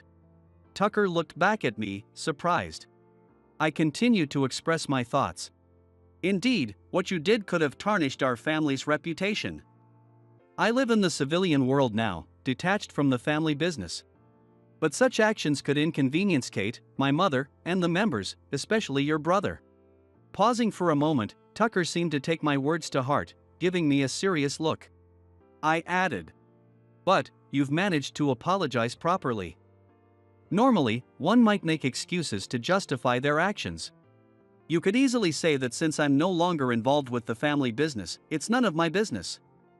But you didn't resort to such tactics. Instead, you admitted your mistakes openly. I don't think Kate and the others would impose further punishment on someone like that.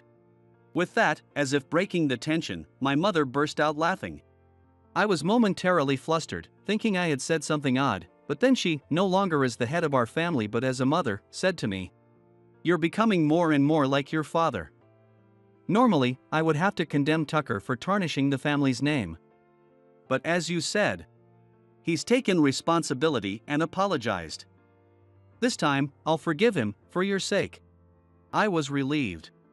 Honestly, it was almost a gamble whether my mother would let Tucker off the hook. Since my father's death, she has led with unmistakable authority to ensure she wasn't underestimated, resolving conflicts within the family with decisiveness. Kate too had made considerable efforts to demonstrate her capabilities, deeply understanding what it means to be part of the mafia. Whether to forgive Tucker was a delicate matter, but I was relieved that my words had an impact. Tucker, likely never expecting this outcome, teared up and grasped my hand, saying, Thank you for protecting me, even though I was so rude out of the blue. I slowly shook my head in response to his words. I hadn't really protected Tucker. I had simply stood by my own principles and followed through with them. When I explained this, Tucker, deeply moved, said you are my hero, and showed respect for me, even though I'm younger than him. Feeling a bit odd, I asked him to stop saying that. Please, don't say like that. That's not really my style, I said hesitantly. Perhaps finding it amusing, Kate burst out laughing, dispelling the somber mood. And my mother suggested we toast with some beers that were just brought out. While looking apologetic, Tucker accepted a beer mug. However, Nick, who had been silent until then, politely declined and said, "I need to cool off outside." "Tucker, stay here." Before he stood up and left the restaurant. I debated whether to follow Nick, but finding no words to comfort him at the moment, I decided to let him be. Ultimately, with one more person, we went ahead and celebrated Kate's birthday as planned, enjoying a delightful meal together. Nick didn't return to the restaurant after that. Having completed my father's memorial service, I returned to the apartment where I live with my wife. When I went to work as usual the following Monday, something felt off. The office, which had been frantic lately, was unusually calm and settled today. I went to my desk and asked a colleague next to me what happened, and apparently, Nick had been transferred or something. And someone who came in temporarily this morning was now in charge. Thanks to him reverting the work assignments Nick had messed up, the daily chaos had settled down. We, the high school graduate employees, had been idle for a while, so we started to regain our motivation. Meanwhile, the college graduate employees finally had some breathing room, and 6 months after Nick suddenly disappeared, the department had returned to its previous calm state. One day on my way home, I heard children's voices from the park and instinctively looked in that direction. There, in a suit, Nick was sitting on a bench. I hurried over and called out, "Nick!" He turned around in surprise and smiled weakly. It was a surreal scene, two middle-aged men sitting on a park bench, but I didn't mind and listened to Nick. I've never met someone with a heart as clean as yours, and it made me feel ashamed of myself. Everything you said back then hit the nail on the head. I was panicking, resenting the high school grads for not having it as tough as me, just fueling my own competitiveness. That realization made it impossible for me to go back to the office. He accepted a cup of coffee I bought from a nearby convenience store, and as he thanked me and drank it, Nick's profile looked somewhat lonely. Right after that incident, he confessed everything he had done to his uncle, Mr. Yale, and asked for a disciplinary leave on his own accord. Starting that Monday, Nick had taken voluntary leave and proceeded with his resignation without telling any of us. Apparently, he couldn't face us. He had been job hunting since then, but it wasn't going well, realizing how much he had relied on connections for his job. Before joining our company, he had been living as a part-time worker, having quit a well-known company within a year despite graduating from a prestigious university. Unable to cope with the reality that there were always bigger fish. Worried about such a nephew, Mr. Yale had given him a chance at our company. Lost for words, I hesitated, but then Nick, in contrast to his earlier demeanor, smiled brightly and said, "I've realized just how flawed I am. I can't stay here. I've decided to apprentice under the owner of the restaurant where Tucker works. It's a fresh start, but this time I feel like I can pull it through." Surprised by his story, it turned out that Tucker had stopped his half-hearted involvement with the mafia family and started working as a restaurant chef. That place was a restaurant his sister used to visit when she was healthy. He was determined to make meals for her once she was allowed to leave the hospital or come home temporarily. Of course, Kate hadn't billed him for the medical expenses, but Tucker had decided to save up a significant amount to repay her someday. Inspired by Tucker's actions, Nick decided to join him as an apprentice for his own self-reflection. The restaurant owner was short on hands and grateful for the help, and Nick was set to leave by plane the next day. "This is probably my last time wearing a suit and walking through the city. I sat here because the sunset looks the most beautiful from this spot," he explained. After listening to him, various words came to mind, but what I needed to say to Nick right then weren't words of consolation or encouragement. Slowly, I raised my head and looked towards Nick, saying, "Take care." Surprised by my unexpected farewell, Nick briefly showed a stunned expression, but quickly smiled and replied, "Yeah, I'll be off then. You take care too." 3 years passed. I visited my hometown again and knocked on the family home's gate. Instead of the typical scene of underlings lined up, I leisurely walked down the path leading to the house, taking in the view of the garden. Upon seeing us, my mother immediately brightened up with a big smile and exclaimed, "Welcome back." Then, without paying much attention to me, she immediately turned to my wife and said, "I know it's been tough, but please continue to support him. My wife responded with a smile and handed a precious baby she was carrying to my mother. Carefully cradling her, my mother looked at her peaceful sleeping face and said, "Hello there, Grandma's here." Yes, we had welcomed a new life into our family.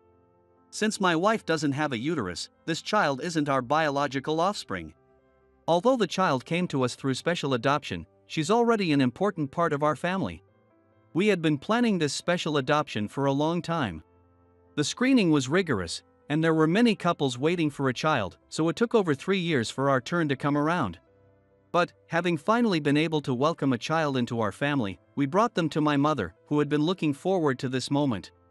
In fact, the child's birth mother was from this area, which was one of the reasons we moved here after the adoption. It took a while for us to settle down and for me to feel comfortable showing the child to my mother. But she was visibly overjoyed to meet her grandchild. My wife also gazed lovingly at our child. For me, it wasn't important whether the child was born to my wife or not. What mattered was that this child had come into our lives. And I felt it meaningful to raise her as our own. My mother felt the same, and even Kate, who joined us later and is typically known as a formidable figure in the mafia, wore a gentle smile. Children are remarkable. For the sake of this child's future, I would sever ties completely with my mother and Kate. My wife and I had many doubts about this. After all, it wasn't my idea but one that my mother and others had decided upon. After months of deliberation following the child's arrival, we decided to respect their decision. Thus, today was the first and last day for my mother and others to meet this child. Given the circumstances, we left the child with my mother for a while, and my wife and I went to a restaurant. It was just past the busy lunch hour, so the restaurant was quiet with few other customers. As we entered, we were greeted with a hearty welcome. As we took our seats, a familiar face, now a waiter, brought us a menu and cheerfully said, "Long time no see. Today's special is grilled chicken made by Nick. It's really the best." My wife and I burst out laughing, and from the back of the kitchen came Nick's embarrassed shout, "Stop it.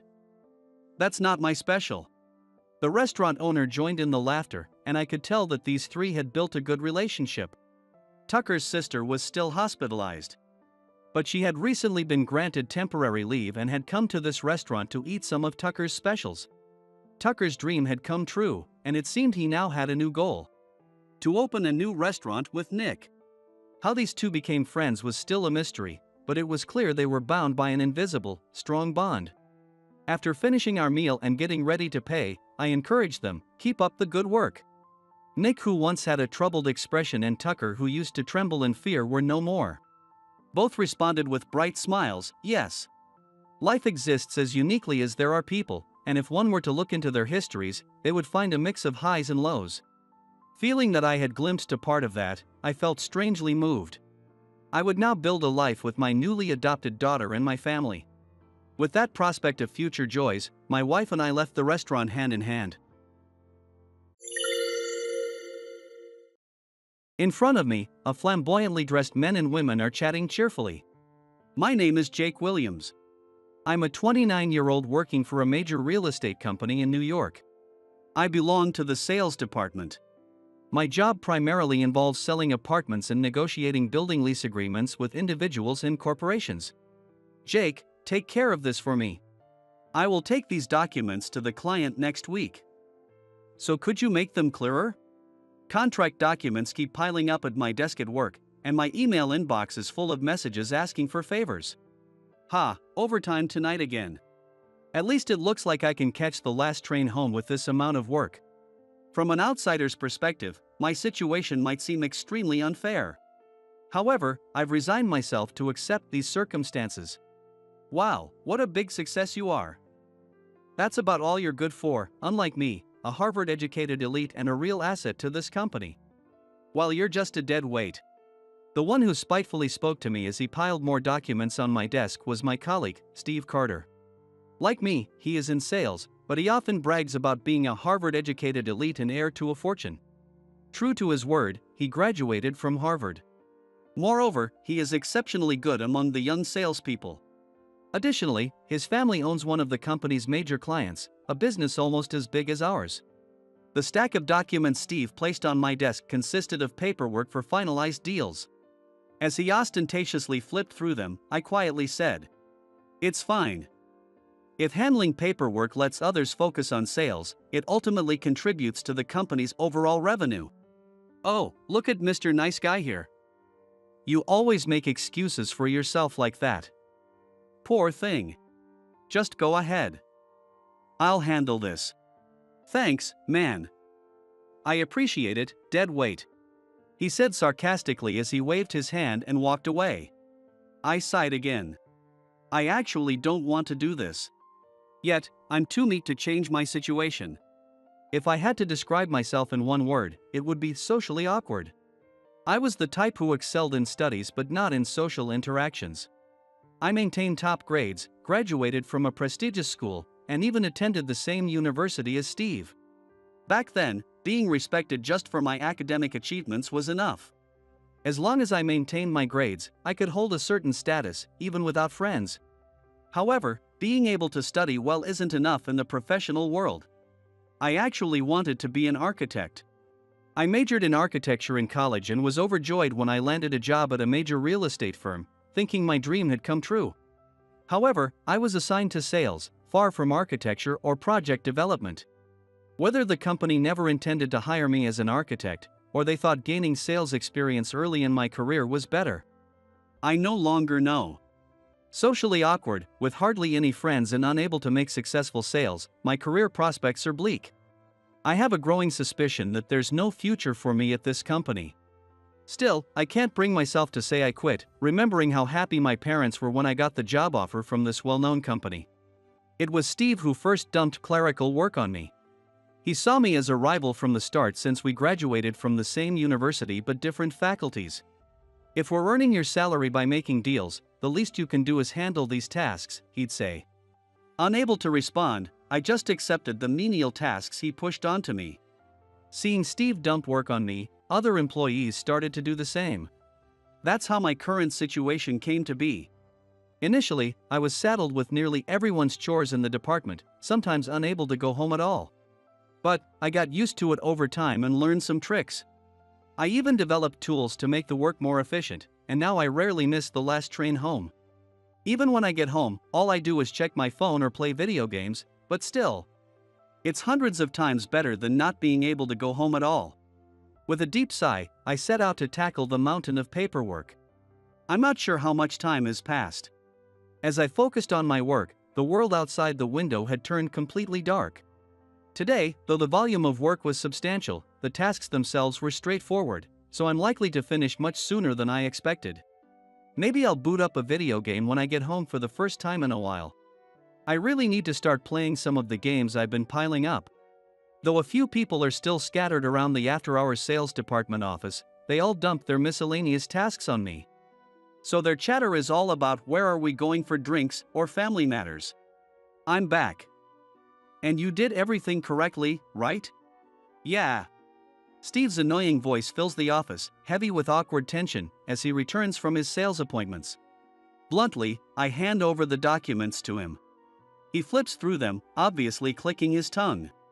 Hoping to find a mistake to exaggerate and torment me over, but failing to find any, he's visibly frustrated.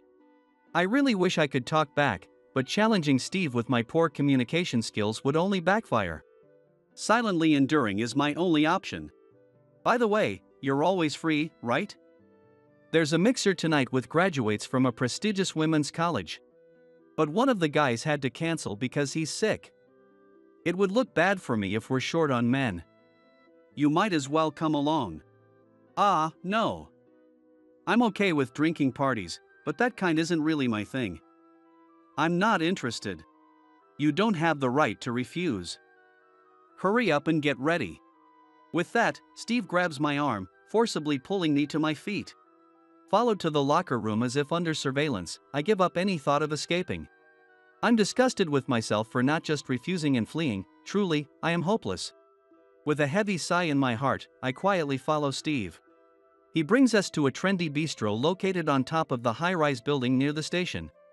The place is popular for its good atmosphere and casual vibe, which doesn't require dressing up too much, even someone like me, who usually only visits fast food or pizza franchise restaurants, has heard good things about it. According to the waiter, the rest of the group has already arrived. At a table with a view of the night skyline, 3 women and 1 man who somewhat resembles Steve are engaging in light chatter as they wait. The man is probably an acquaintance of Steve's, though their exact relationship is unclear. He seems very outgoing, easily chatting up the women. The 3 women, all different from our faculties, appear to be Harvard graduates. 2 of them have dyed blonde, long, curly hair and are decked out head to toe in famous brands, giving off the vibe of trendy, fashionable women.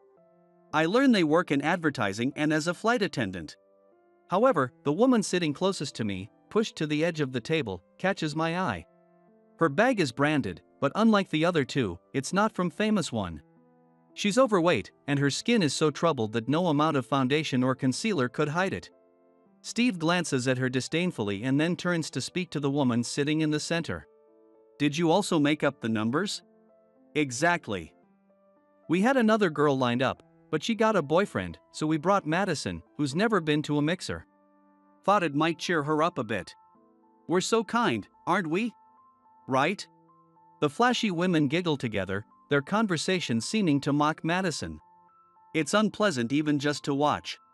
When I sit down, Madison and I make eye contact, and she tentatively starts talking to me. I'm Madison. Nice to meet you. I'm Jake. I work for ABC Real Estate. This building is also managed by your company, right? Yes, you're well informed. Yes. Sorry, I like architecture. The concept of this building, it's about harmony between water, people, and nature, right? Yes, it was supervised by a well-known designer. Oh, really? Actually, I'm a big fan of that designer and was eagerly waiting for this building to be completed. The first time I saw the beautifully arranged trees and the waterfall-like fountain at the entrance, I was moved, Madison shared. Yeah, the atrium also adds a lot of impact. It's got this strange charm, being so natural yet artificially crafted. I've been a fan of that designer too, so I was excited from the planning stages. I really put my heart into it when I got involved in the sales of this building, I replied. This building was one of the rare projects where I was able to be proactive. Feeling inspired right from the planning stage, I naturally poured passion into the sales activities. Usually struggling at the bottom, my performance during that period surprised everyone as I climbed to the top ranks. Initially, our conversation was awkward, but as we delved into topics we were passionate about, we found ourselves smoothly engaged in conversation. After enjoying a pleasant talk for a while, I made up my mind to suggest something to Madison and started to speak. Excuse me. She started at almost the same time. Our voices overlapped, creating a moment of awkwardness tinged with embarrassment. Oh, sorry, please, Jake, you go ahead, Madison insisted. No, please, Madison, you first, I responded. We both ended up saying nearly the same thing at almost the same time again. It made us laugh, our timing sinking even in our amusement. I'll go first then. If it's okay with you, could we exchange phone numbers? She asked. Of course. Are you sure? I eagerly replied. Yes. I'd really like to have a detailed discussion about architecture with you, Jake, and maybe even visit museums and architectural sites. I usually go to these places with my dad, but I've been wanting to go with someone my own age, she explained. I'd love that. How about we go to a museum next time? There's a limited-time exhibition on contemporary architecture happening right now. I suggested. Oh. I've been wanting to go there too. Definitely. Madison agreed. We both pulled out our phones and opened our messaging apps to add each other as contacts. We tried to scan the QR codes, but wasn't it possible to get to the screen from here? I wondered aloud. I thought so too. Madison seemed puzzled. Both of us struggled with the app. I usually only used for straightforward responses to messages from my mother like, "Are you eating well?" or "Are you coming home for Christmas?" It had been years since I had added a new contact. Madison seemed to be in the same boat. Only regularly communicating with a set group of family and friends, having forgotten how to add new contacts. Glancing sideways, I considered asking Steve and the others for help, but they seemed to have forgotten our presence. Deeply engrossed in their own cheerful conversation. It didn't seem right to interrupt them, and there was a risk of receiving some snide remark. Though I'm used to Steve's sarcasm, I didn't want Madison to feel uncomfortable, so we kept trying to figure it out together instead. Eventually, unable to find the right screen, we searched online and discovered that the feature had been moved to a completely different part of the app due to an update. It's hard to notice when they change it this much, I said.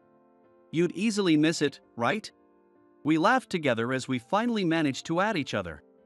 Madison's profile icon was a monster character from a children's cartoon popular when I was young.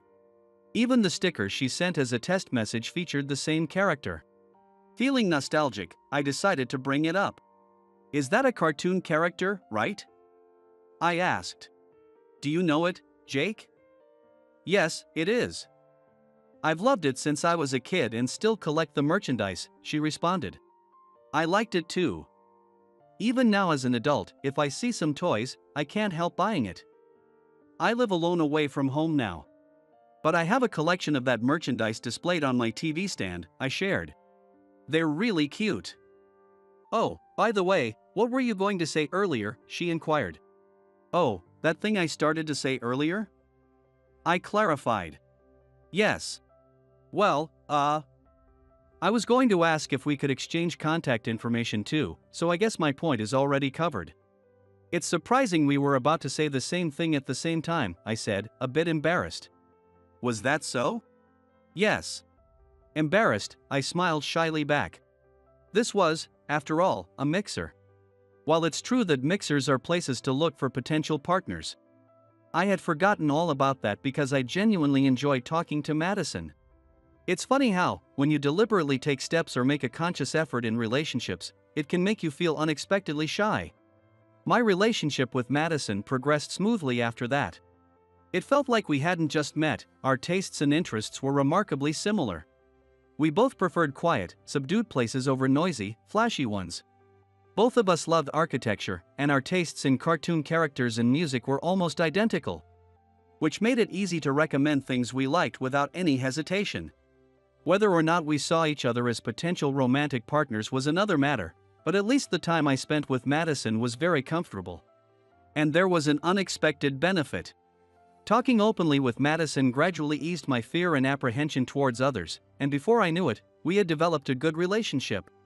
Since moving to New York for university and leaving my family behind, I realized I rarely made eye contact or talked with others.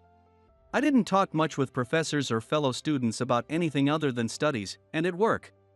I hardly ever engaged in non-work related conversations. In fact, even work conversations were kept to a bare minimum. Perhaps it was my naturally shy and introverted personality, but more than that, I had simply forgotten how to converse because I avoided it so much. Strangely, as I started to feel a bit more positive, the motivation to change my situation began to grow.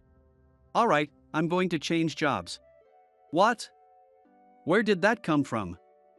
Madison blinked in surprise. I suddenly muttered to myself during a coffee date with Madison. It's understandable she would be shocked by such a sudden declaration. Taking a deep breath, I explained to a confused Madison why I felt this way. How I'd always wanted to be an architect since I was a child, how I thought I'd landed a dream job in the industry only to be placed in sales. How I wasn't good at dealing with people and had ended up failing in sales. There was a bit of embarrassment. I was afraid of disappointing her. But somehow, I felt that Madison would understand. True to my feelings, Madison listened quietly as I spoke. After I had finished, she clapped her hands lightly and said with a smile, I know of a small but reputable architectural firm. If you like, I can introduce you to them.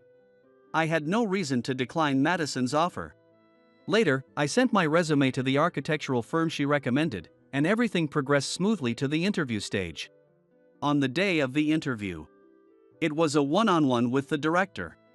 Nervously, I knocked on the door. A gentle male voice invited me in.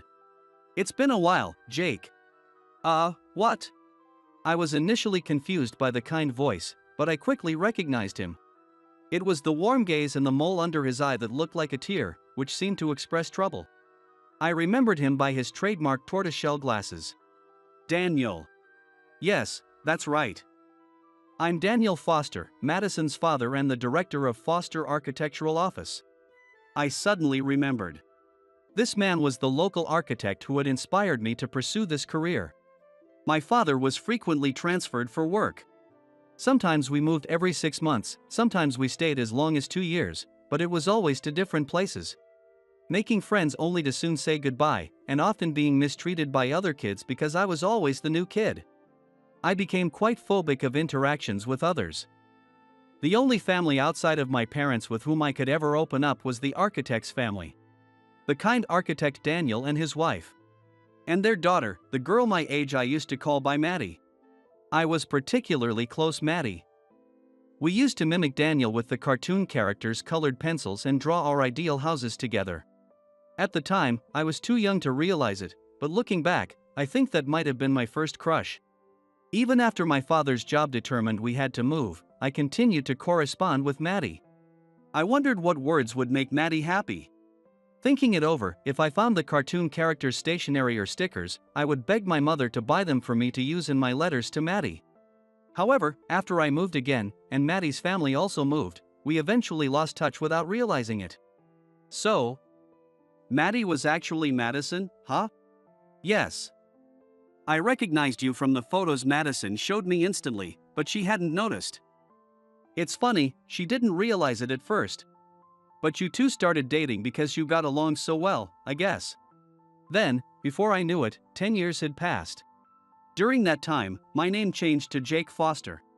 Yes, I married Madison and became an adopted son-in-law to take over the office. Originally holding an architect's license, I gained practical experience under Daniel's guidance and became a first-class architect. Before I knew it, I had become somewhat of a celebrity within the industry while being passionately involved in my work. I was living fulfilling days, doing what I loved as a job. Then, a former associate from the architectural firm I had belonged to contacted me. They wanted me to design and construct a large commercial building as part of the redevelopment of an area around a certain station. Today, the person in charge was supposed to come over to discuss the details and decide whether to formally accept the job, but... Jake? Long time no see, Steve. Ah, I see you're now the assistant manager. I was slightly taken aback by the appearance of the person in charge. The person in front of me was unexpectedly Steve. Steve seemed just as surprised to see me. However, professionally, Steve handed me his business card, which stated his position as assistant manager. I had thought with his track record he might have been at least a vice manager by now, so this was a bit surprising. My murmuring seemed to have hit a nerve with Steve. He frowned unpleasantly, his forehead, whiter than before, wrinkling up. You're just right for a small architecture office clerk like this, aren't you? Come on, hurry up and call Jake. I don't have time to deal with a loser like you. It's me, though. What? You've got an appointment with architect Jake Foster, right? I'm Jake Foster. What? You were Williams, weren't you? I took my wife's surname when we got married. I'm now a Foster. What? There's no woman who chooses a loser like you. I did choose him. I'm the one who chose him. Steve's face froze in shock as a beautiful woman suddenly joined the conversation. Her long, straight black hair. Elegant attire. Makeup that wasn't flashy but enhanced the quality of her features. Even without familial bias, she was indeed very beautiful. Madison, have you finished putting the kids to bed? Yes, they went to sleep easily today. I had just put them to bed and was about to take a break when I heard some disturbing conversation and came to see what was happening. Sorry for being noisy. It's okay, you can go rest in the back, Madison. No, I have something to say. Madison looked at Steve with a sharp gaze, as if pinning him down. Caught off guard, Steve flinched under her stare. It's been a long time, Steve. Have we met before? Don't you remember? I suppose not. You didn't seem to notice me at all. Steve appeared confused by Madison's words. With a sigh, Madison continued.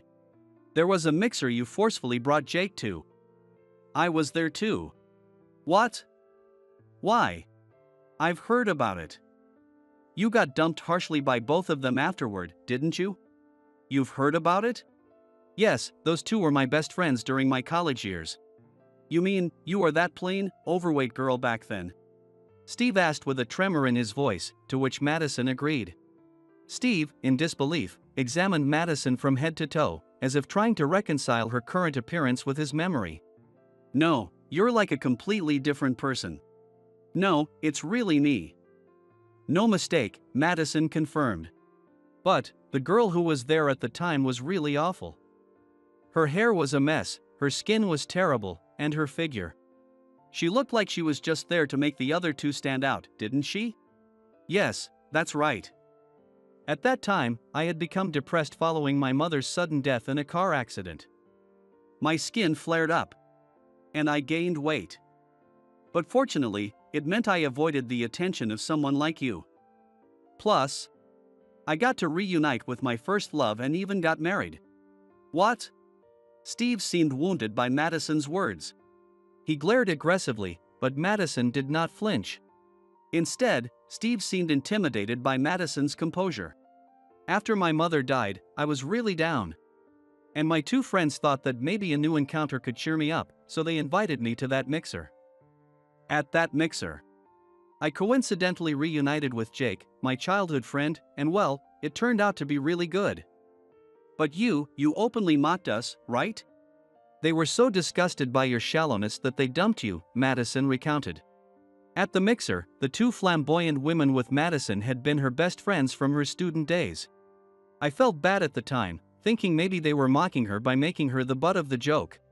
But in reality, they were trying to cheer her up after her mother's sudden death by pretending to be upbeat. They thought acting nonchalantly might make Madison feel more pressured.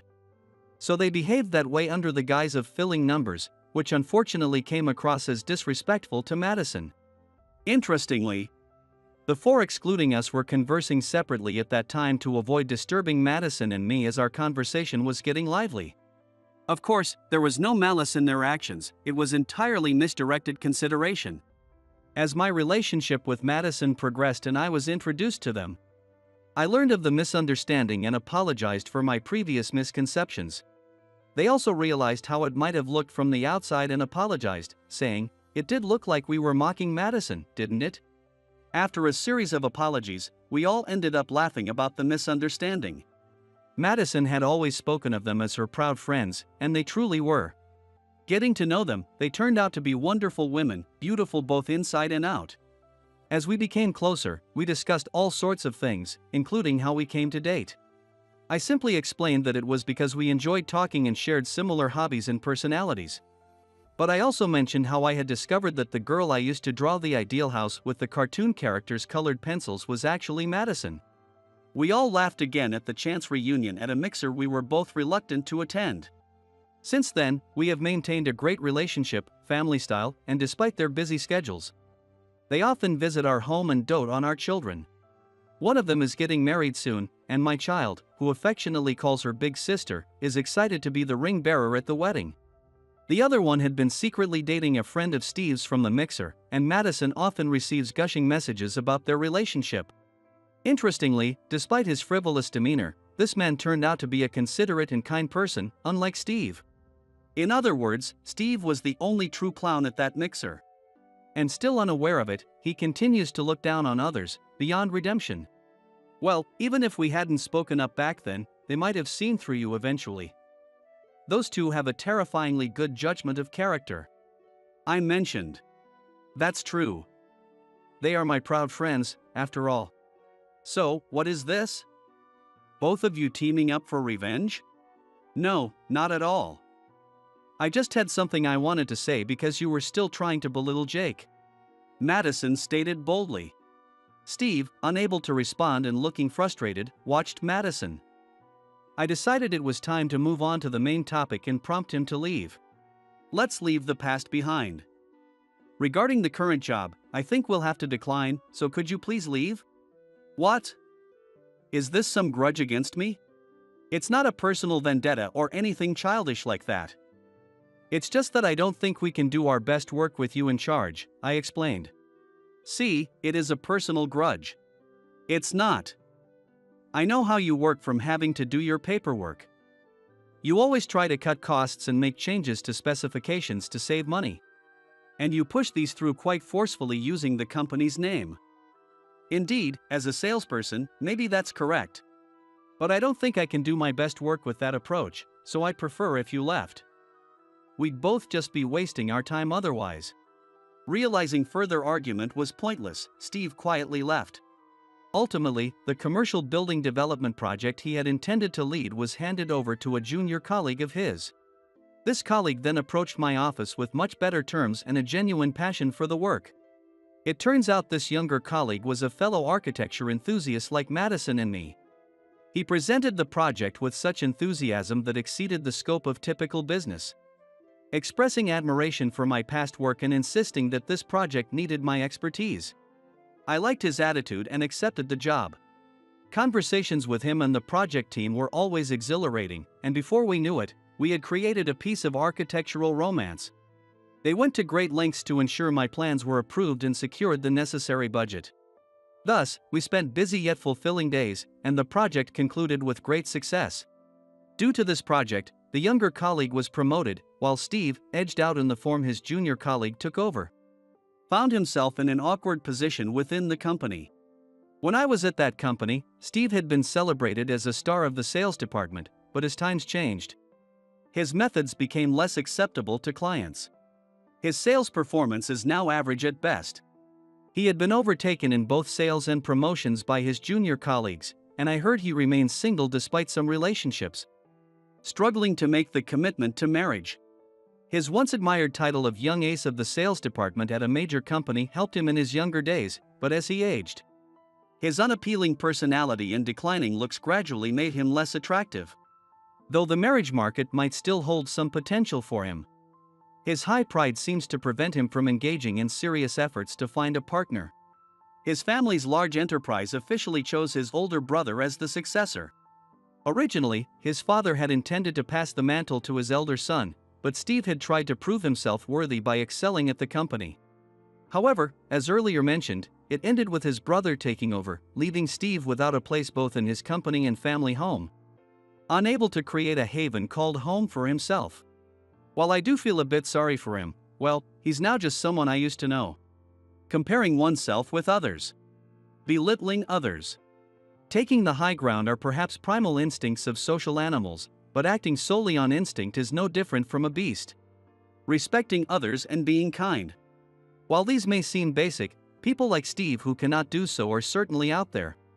Hopefully, they will eventually realize this on their own.